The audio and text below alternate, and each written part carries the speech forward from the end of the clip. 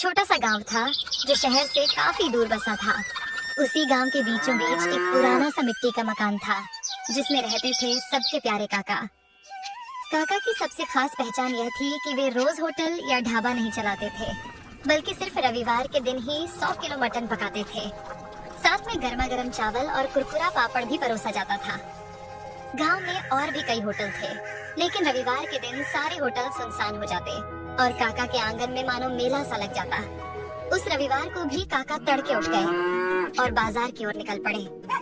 बाजार के कसाई ने हंसते हुए कहा, काका, आज फिर 100 किलो मटन ले जा रहे हो? लगता है पूरे गांव का पेट तुम्हें ही भरना है। काका ने मुस्कुराते हुए जवाब दिया, अरे भैया, रविवार का दिन है और रविवार मतलब काका का मटन। आज सबका पेट भी भरेगा और मन भी। वे भारी भरकम मटन उठाकर धीरे धीरे घर पहुँचे। दरवाजे पर उनकी पत्नी काकी खड़ी थी। काकी बोली, सुनते हो, इतना सारा मटन अकेले ढोलाते हो, थकान नहीं होती क्या? क्यों ना हम गांव में ही एक होटल खोल ले। रोज यही काम होगा तो थोड़ा आसान हो जाएगा। होटल? अरे भगवान, ये कैसी बात कर रही हो? अगर होटल खोलेंगे तो रोज बनाना पड़ेगा। रोज बनाएंगे तो लोगों को वही स्वाद कहाँ मिलेगा? अभी तो लोग हफ्ते भर इंतजार करते हैं, तभी उनका प्यार और स्वाद दोनों बरकरार रहता है। पर मुझे तो लगता है कि तुम्हारे हाथ का स्वाद कभी कम ही नहीं होगा। लोग हर दिन भी खाएंगे तो उबेंगे नहीं। बस यही राज तो मैं किसी को नहीं बता सकता। ये स्वाद रविवार का ही है और रविवार का ही रहेगा। काका ने बड़ा सा लोहे का बर्तन रखा और नीचे लकड़ी का चूल्हा जला दिया। सबसे पहले उन्होंने खड़े मसाले, दालचीनी, लौंग, काली मिर्च, जीरा को सिलबट्टे पर पीसकर ताजा मसाला तैयार किया। फिर उसमें उनका गुप्त मसाला डाला, जिसकी खुशबू पूरे आंगन में फैल गई। करीब 2 घंटे तक मटन धीमी आंच पर पकता रहा। उधर दूसरी ओर बड़े भगोने में चावल उबल रहे थे और काकी कड़क पापड़ तल रही थी। काकी ने हंसते हुए कहा, अरे ये खुशबू तो मोहल्ले के कोने कोने तक पहुंच गई है। देखना, 12 बजते ही लोग उमड़ पड़ेंगे। लोगों के चेहरे पर जो चमक होती है ना, वही मेरे लिए सबसे बड़ी कमाई है। जैसे ही घड़ी ने 12 बजाए, लोग आने लगे। कोई परिवार पूरा आ गया तो कोई साइकिल से भागा भागा आया। बच्चे खुशी से उछल रहे थे। काका जल्दी दो, भूख लगी है। काका बड़े प्यार से प्लेट सजाते। गर्मा गर्म चावल, मसालेदार नली वाला मटन और साथ में पापड़। पहला निवाला खाते ही सब बोल उठते, वाह काका, ये तो कमाल है। आप रोज क्यों नहीं बनाते? अरे भाइयों, यही तो मजा है। अगर रोज मिलेगा तो ये स्वाद खास कहाँ रहेगा? याद रखो, ये मटन सिर्फ रविवार को ही मिलेगा। आपका राज चाहे जो हो काका, पर आपका मटन तो लाजवाब है। हम तो पूरे हफ्ते इंतजार करते हैं बस रविवार के लिए। धीरे धीरे भीड़ इतनी बढ़ी कि दोपहर होते होते सारा मटन खत्म हो गया। कई लोग मायूस होकर बोले, काका, जरा ग्रेवी ही दे दो, वही बहुत है। माफ करना भाइयों, अब तो ग्रेवी भी नहीं बची। अगला रविवार आने तक सब्र करो। लोग निराश होकर पर मुस्कुराते हुए लौट जाते और कहते, ठीक है काका, फिर मिलेंगे अगले रविवार। रात को जब सब सन्नाटा हो गया तो काका और काकी खाट पर बैठे बातें कर रहे थे। काकी बोली, तुम सच में बहुत अच्छा मटन बनाते हो। क्यों न हम सचमुच एक होटल खोल लें? लोग रोज आएंगे। भगवान अगर रोज बनाएंगे तो ये स्वाद अपना जादू खो देगा। स्वाद का असली मजा इंतजार में है। शायद तुम सही कहते हो, पर मुझे पूरा यकीन है कि तुम्हारे हाथ का स्वाद कभी भी लोगों के दिल से नहीं निकलेगा। इतना कहकर दोनों ने रात की शांति में मुस्कुराते हुए नींद की ओर कदम बढ़ाए।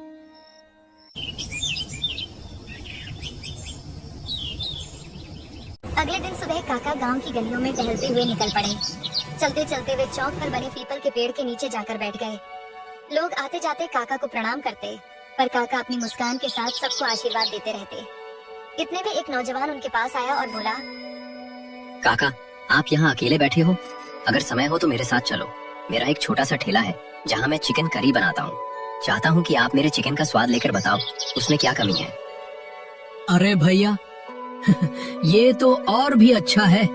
यहाँ यूं ही बैठने से तो अच्छा है तुम्हारा चिकन चख लिया जाए। चलो दिखाओ अपना हुनर। दोनों उसके ठेले पर पहुंचे। लड़के ने जल्दी जल्दी गर्मा गर्म चिकन करी और चावल की प्लेट सजाई और काका के सामने रख दी। काका ने पहला निवाला लिया, कुछ देर चबाया और फिर बोले, देख बेटा, तुम्हारा चिकन ठीक है पर इसमें जान नहीं है। लड़का हैरानी से बोला, जान नहीं है काका, मैं तो ताज़ा मसाले डालता हूँ।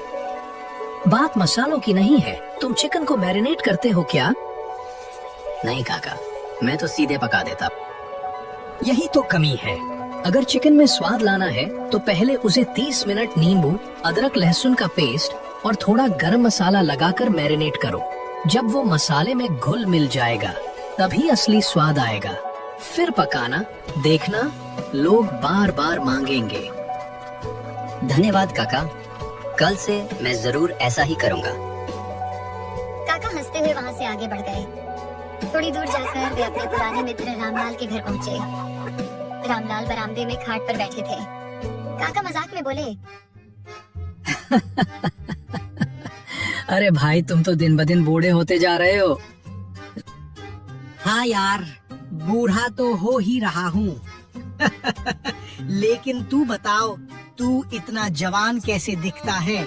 कहीं कोई राज तो नहीं छुपा रखा? काका ने ठाका लगाते हुए कहा, राज है तो सही, पर बता दूं तो तू भी जवान हो जाएगा। फिर गांव वाले हम दोनों को देख हैरान रह जाएंगे। दोनों जोर जोर से हंसने लगे।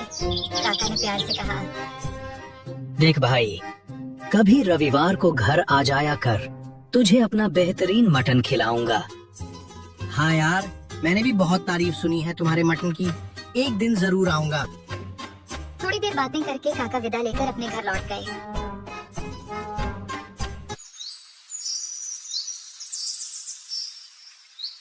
अगला रविवार आया। काका फिर सुबह सुबह उठे, ताजा मटन लेकर आए और बड़े हांडी में लकड़ी के चूल्हे पर पकाना शुरू कर दिया। धीरे धीरे गरम मसालों और गुप्त मसाले की खुशबू पूरे गांव में फैल गई। दोपहर के 12 बजते ही गांव वाले जमा हो गए। जैसे ही पहली प्लेटें परोसी गईं, सबके चेहरे खिल उठे। एक आदमी छकते ही बोला, अरे काका, आज तो प्लेट में मटन के पीस ज्यादा दिख रहे हैं।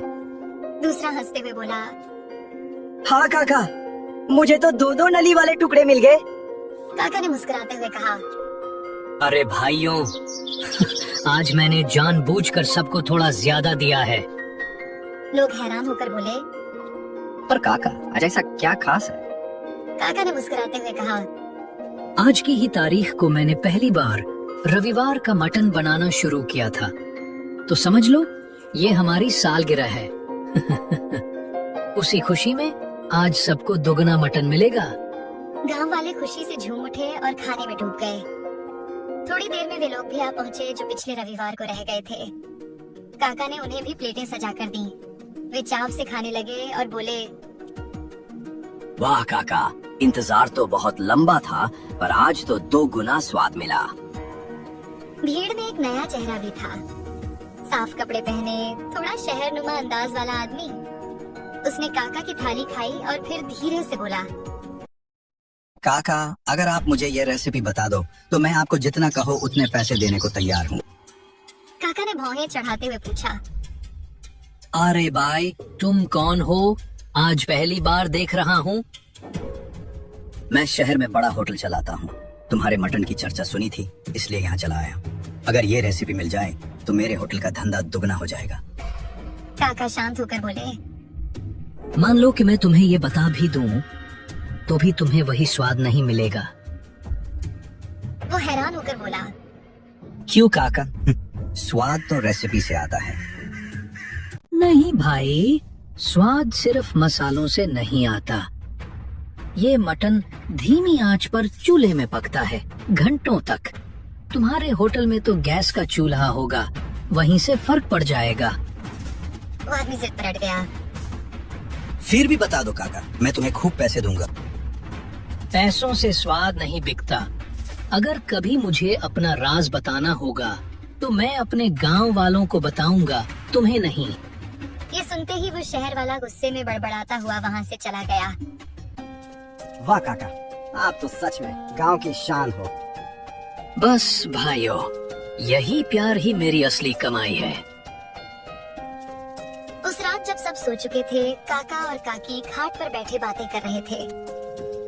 भगवान, अब उम्र हो रही है, सोचता हूँ हमारे इस मटन के राज को आगे कौन संभालेगा। काकी ने सहमति में सिर हिलाया।